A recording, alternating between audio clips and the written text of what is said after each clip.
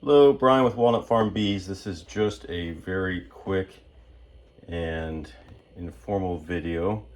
I just wanted to talk at this time of year about something that many beekeepers end up using, and that is queen cages. If you are introducing a new queen to a colony, you may have seen one of these that I have here in front. However, I would bet that many people have not seen the two that look like a big square, these push-in queen cages. So let's talk about these. When we sell our queens, most of the time, they're going to come in this what's called a 3-hole cage. It gives plenty of room for candy.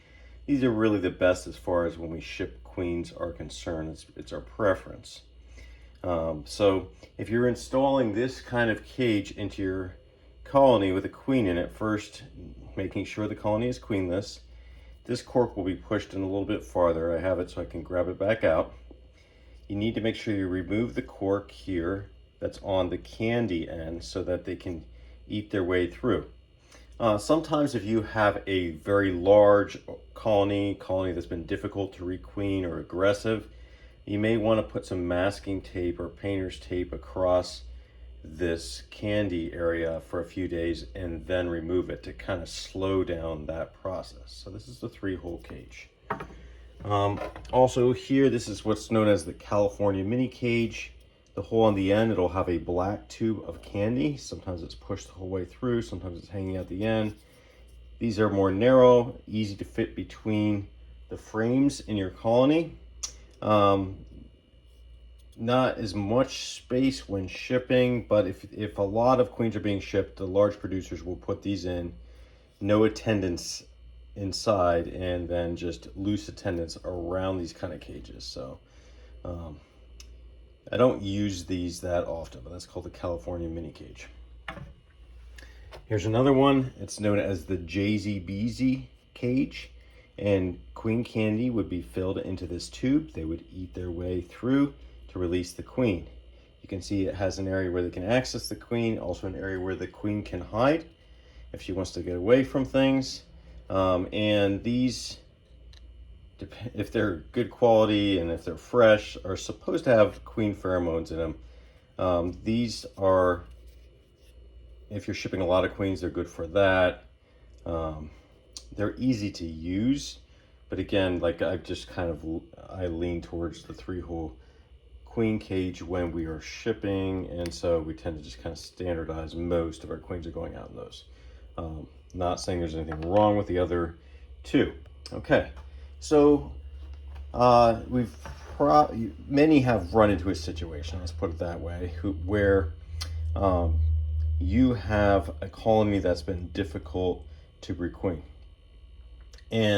or you're trying to be very careful about requeening, which if you think about it, that should be most of the time.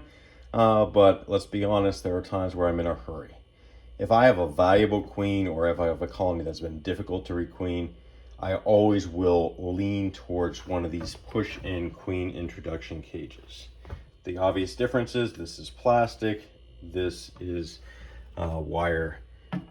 Okay, so looking at these, they both work well.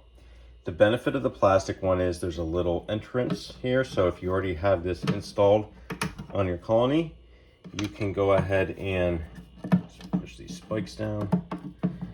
You can go ahead and have this on the frame and just stick the bees in this direction. So that's the benefit, and there's also a place for her to hide over here. I will say when you're sticking this on a frame, it has little spikes on the corners that stick down and hold that in. But I would also push it down into the wax of a frame along this area. Push this edge down in a little bit too, so they don't chew in too early to release the queen. This one, similar. It's wire, so it pushes down onto your comb. Okay, so how these work. When I get a queen, if I'm going to use one of these cages, I would find a frame that has drawn comb on it, maybe a tiny bit of honey, maybe some emerging capped brood, maybe a couple of young bees from the colony right there. And I want to trap my queen inside of there on the frame. And then I'm going to leave it for 3 to 4, usually ends up being around 4 days. And the key here is that I want to leave my queen in long enough so that she starts to lay eggs. When she lays eggs, it increases her level of pheromones, and the bees around her will recognize this is a laying queen. Much more likely to now accept that queen. And after 4 days, I'll go in there and make sure she's laying, maybe shine a flashlight in there to make sure. And then I'll remove this and let her go on her way. Same thing right here. Again, so I would want to take my queen. I'd have an area on the frame where I plan to place this. I will take my utility knife and open this cork, laying it here, letting her crawl out, and then placing this down over so that she is trapped inside, ideally with a couple of young bees from the new colony right there. So let's go ahead and take a look at this. I've got, so you got a frame over here. It's kind of a ratty looking frame, but it'll serve the purpose for illustrations here. All right, so work like this, find my area, push this down, and again, I'm pushing down into the comb on the edges. I do not want them to easily be able to chew in there and get to her. Okay, so I'm gonna really push that firmly down. Same with the wire. She's on there. I'm gonna go down into the comb. It's a little bit easier on the wire cage, I think. I have to really push on this plastic one. And I wanna make sure that's closed, all right? Leave her in there until she is laying. All right, so the benefits here again, higher pheromone levels. She's laying. They didn't just release a non-laying queen. For an aggressive or difficult to requeen colony, or you want to make sure that you got it right, this is definitely the go-to method.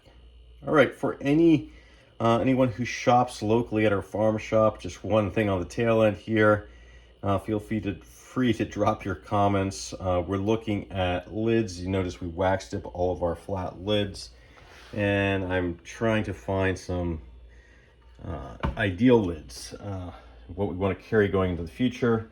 Got some that are MDO boards. They're flat and stay level. We will wax dip these. They also have a 1/4 inch rim, give a little space on top around them, and they'd be in the 8 frame and the 10 frame size, so wax dipped, but with a rim there. So if you have an opinion on that, just drop it in the comments or let us know when you visit the farm shop.